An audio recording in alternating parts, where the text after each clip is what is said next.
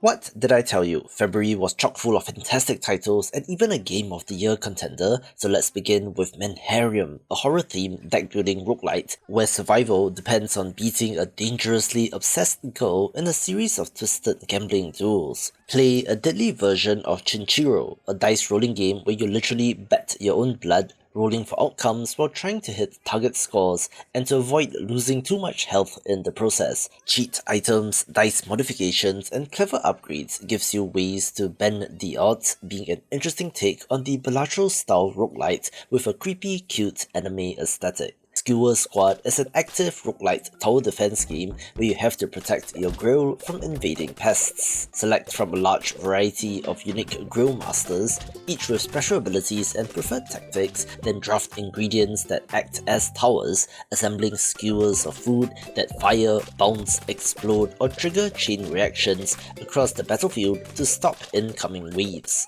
Each run revolves around combining different foods, seasonings, and grill master abilities to create powerful synergies with dozens of ingredients and modifiers that drastically change how your defenses behave, having a vibrant, adorable visual style and a surprising amount of variety to the possible builds. This video is brought to you by Splash Divers, a cozy diving exploration game that lets you drift through vibrant ocean environments on a relaxing underwater getaway. Swim freely through vibrant ocean environments with no oxygen limits or timers, letting you explore entirely at your own pace. Bring along your camera and photograph marine life such as turtles, crabs, lobsters, and shimmering schools of fish, capturing beautiful moments beneath the waves. Each discovery expands your personal ocean encyclopedia, documenting creatures and locations, with the focus here being on calm exploration and looks super chill. If that sounds like your jam, their playtest is live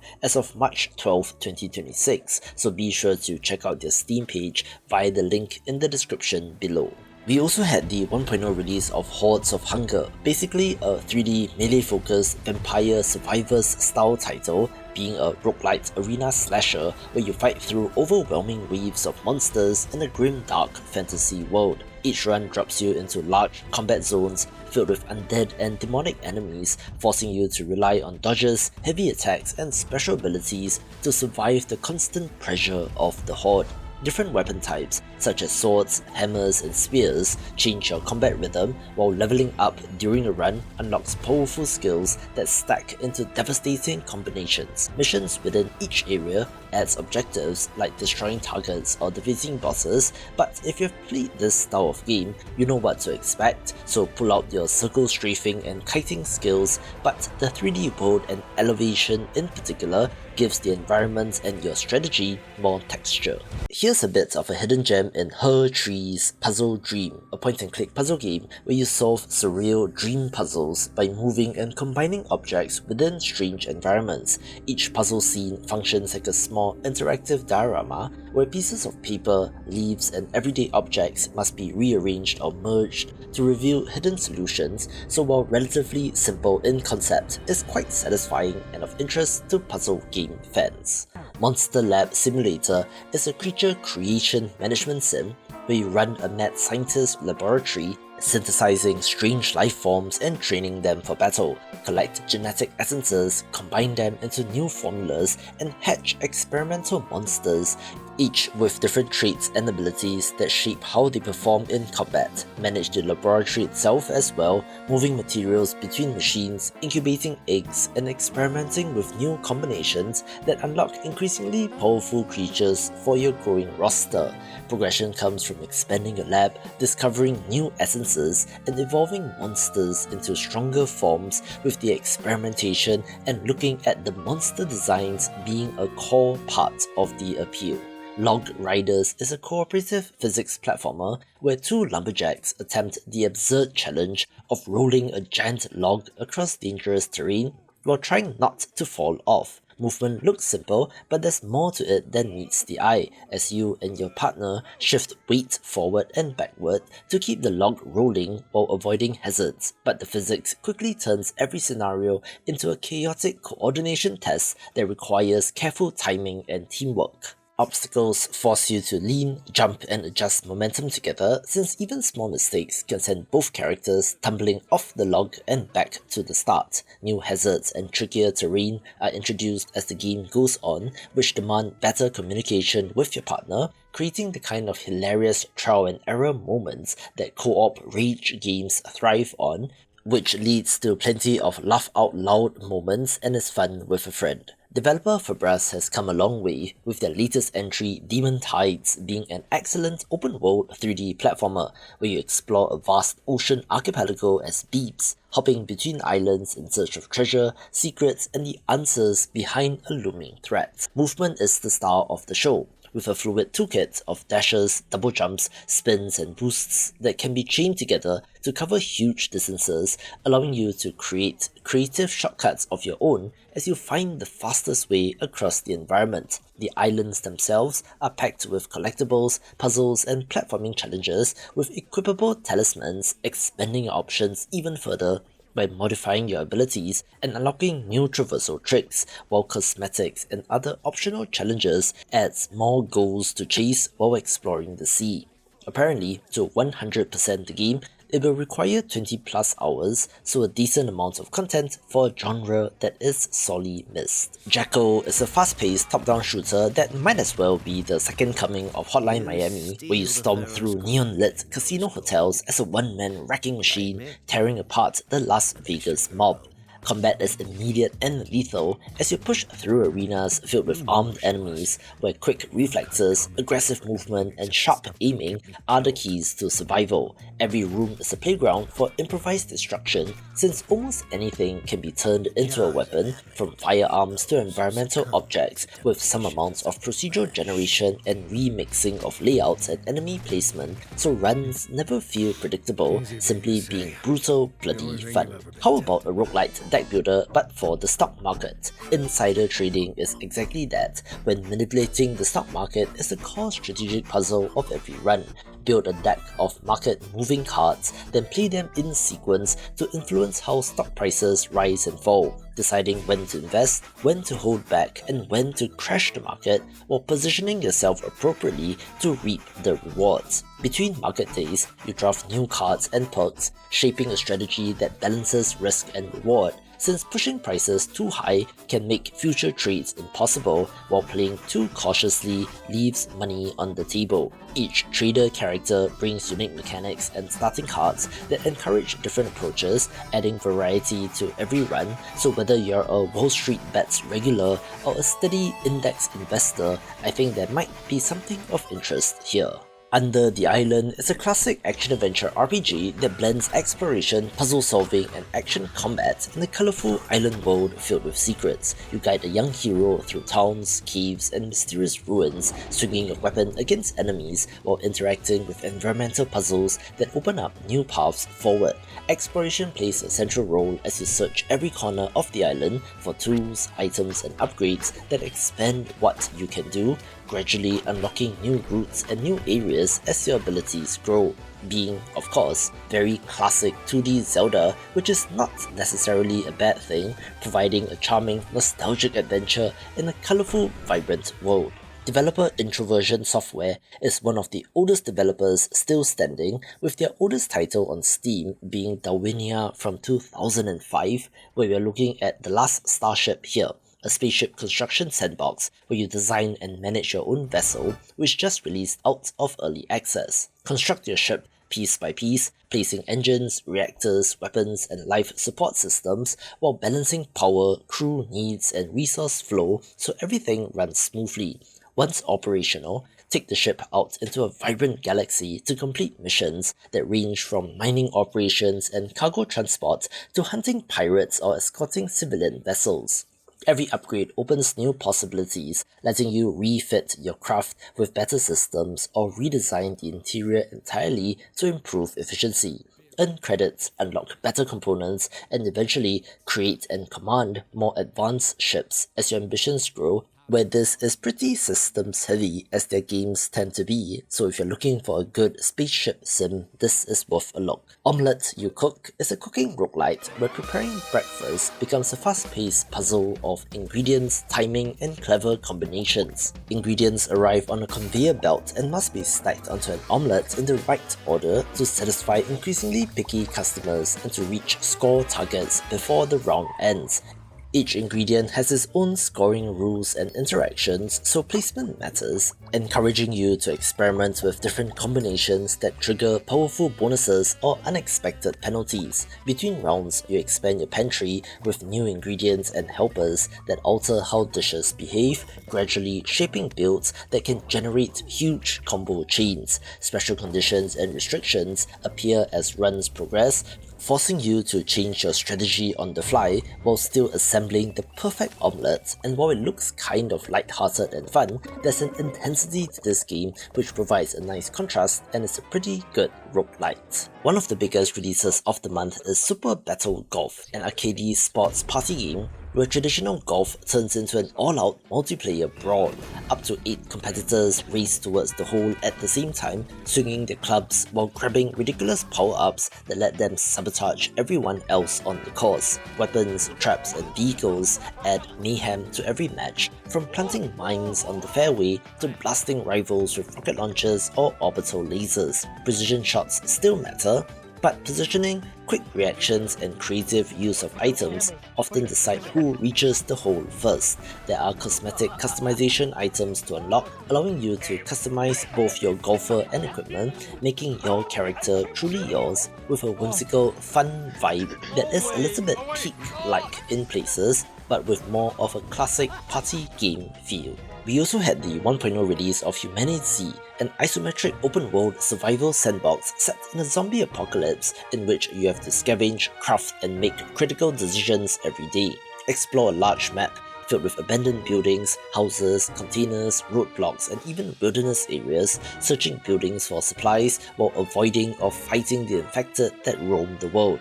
Hunger, thirst, and infection constantly pressure you to plan ahead, forcing you to balance risk and reward whenever you venture out, build shelters, craft equipment, and slowly develop a safe home base that lets you survive more grueling expeditions into dangerous territory, with both single-player and co-op support so you can play with friends. Yes, zombie survival games have been done to the death, but this is a pretty good one of these, so if you love games like DayZ or Project Zomboid, perhaps give this a look. Starsand Island is a cozy anime farming life sim title where you leave city life behind and start a new chapter on a vibrant island full of activities and characters to get to know. So far, so standard, but it is just a very well-made one of these. Spend your day farming crops, fishing along the shore, decorating your home, and exploring the surrounding landscapes while slowly developing your own island lifestyle. Career paths such as angler, crafter, explorer, or rancher shape how you progress, letting you specialize in different activities depending on how you prefer to play. Building friendships with local residents unlocks new interactions, story moments, and even romance options that deepen your connection to the island community. Exploration, gathering, and crafting tie everything together as you gradually expand your home and discover more of the environment around you, also having combat elements, so while not doing anything too new or crazy, goes to show how polish and quality can really set a game apart. Special mention goes to the not-so-indie REANIMAL, since Tarsier Studios is a larger team, but it is now evident that the magic is with the team rather than with the Little Nightmares IP. Similar to their previous games, this is a cinematic horror adventure, but this time telling the tale of two siblings struggling to survive on a twisted island filled with monstrous creatures while searching for their missing friends. Explore abandoned buildings, forested and coastal areas as you sneak past monsters, solve environmental puzzles, and work together to escape, with both solo and co-op support, where the two characters need to work together in order to progress. The chase sequences can be rather intense, and as is their signature, the monster and enemy designs are horrific and awesome. New here is that you will eventually gain access to a boat which allows you to travel on water, letting you explore to discover optional areas and hidden secrets beyond the main path. So hats off to the team since they have crushed it yet again and are the team to beat in this space right now. Roadside Research is another friend slop title that has taken off, where to its credit, it does have an intriguing setup, being a first-person simulation title where you and up to 3 friends run a small roadside gas station but are actually undercover aliens sent to study the humans. During the day, you perform very ordinary tasks like restocking shelves, refueling vehicles, cleaning the shop, and handling customers passing through the station.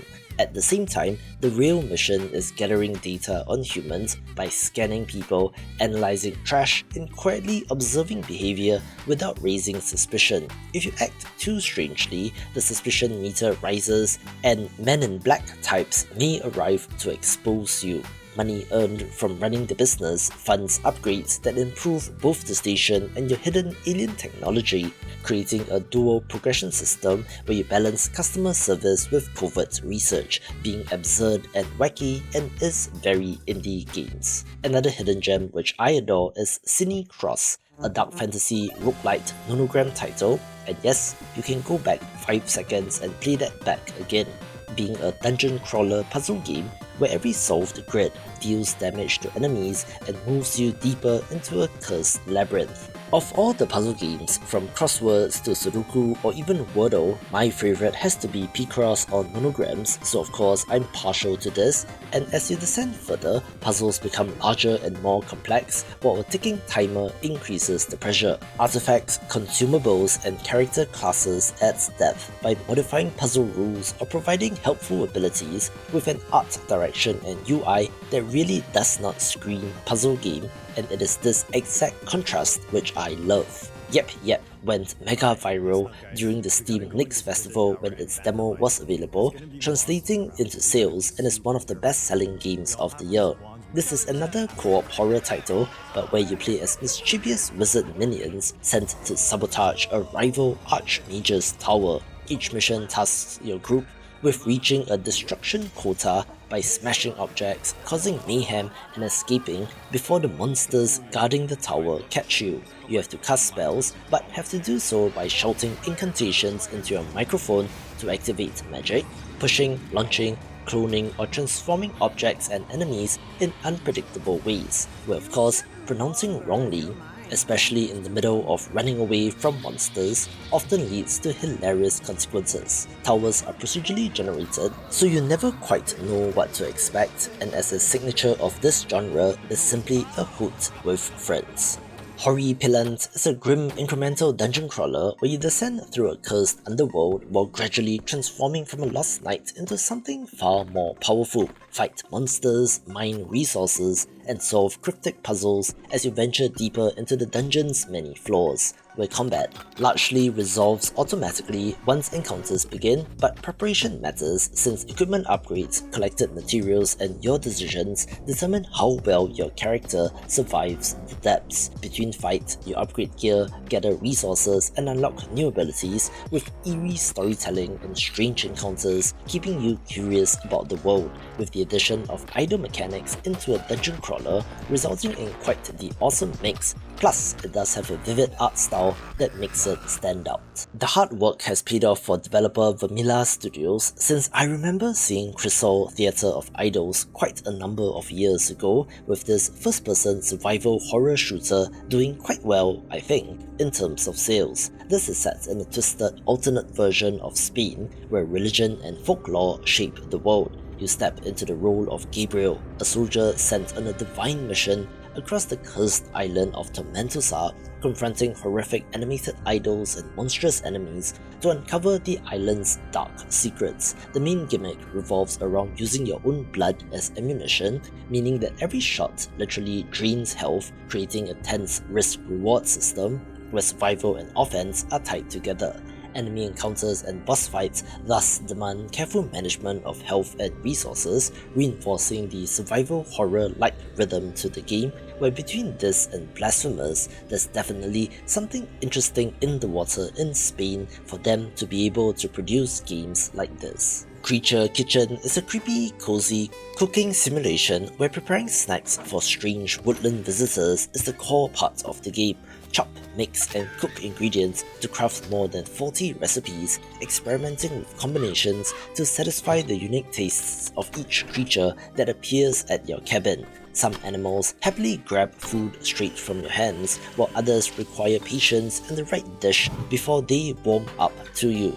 It is set in a creepy cabin in the woods, which you can explore to find new ingredients, but that also involves going out into the surrounding woods. A Polaroid camera lets you photograph the creatures you meet, gradually filling a scrapbook while discovering their favorite meals, so while it sure looks like a horror game, it is more on the cozy side of things, which again is a very interesting contrast. We also had the 1.0 release of Clapped Car, a co-op horror title following in the footsteps of Lethal Company, where a group of criminals is forced to ride a living elevator into the depths of a massive underground complex. The twist here is that the elevator itself is hungry, so you must constantly feed it scrap and resources just to keep it moving deeper into the structure and to prevent it from chomping on you. Each stop opens into dangerous floors filled with traps, hostile creatures, and valuable supplies, so it's a mad scramble to get out, loot the floor, and evade enemies before the elevator decides to move again. The deeper you descend, the more chaotic things become, with new hazards, unpredictable enemies, and increasingly tense escapes back to the elevator, but as these games tend to go, you do often end up dying in hilarious, unpredictable ways, and it's just a good one of these. One of the best games of the month is Menace, a turn-based tactical strategy RPG where you command a strike force of soldiers sent into a hostile star system filled with pirates, corporations, and an emerging alien threat, coming to us from the developer of Battle Brothers, so its quality is no surprise. Deploy squads of infantry alongside tanks and mechs, positioning units carefully across detailed battlefields where cover, suppression, and morale all play major roles in the outcome of battle. Each mission becomes a tactical puzzle where movement, equipment choices, and squad composition determine whether your troops survive the encounter, with permadeath of units adding to the weight of every decision. Between battles, recruit new personnel, equip gear, and upgrade units, with a larger campaign layer tying missions together as the tactical landscape shifts across the entire system. It is an early access title, so it does lack some stuff, but has a hefty 50 procedurally generated mission types and various upgrades and progression systems in place already, so even in its current state, is an easy recommendation. February was great for strategy game fans, where of course, with the pedigree that Mugenics had, this was already highly anticipated, being the next game from Edmund Macmillan and Tyler Galeo. This is a roguelike tactical RPG where you breed and train an army of cats, sending squads of up to 4 on expeditions through dangerous zones in turn-based, grid-based combat. Abilities, equipment, and status effects interact in unpredictable ways, creating surprising chain reactions, with the various inherited traits of your cats from their parents playing a critical role in your success. It's kind of gross and weird with the toilet humor as a signature of this developer, see The Binding of Isaac, but the tactics, combat, and abilities are fun, similar to how Rogue Legacy did it, but more developed, and can easily provide 100 plus hours of content. Watch this video for more thinky roguelites. Not too sure what's up with that.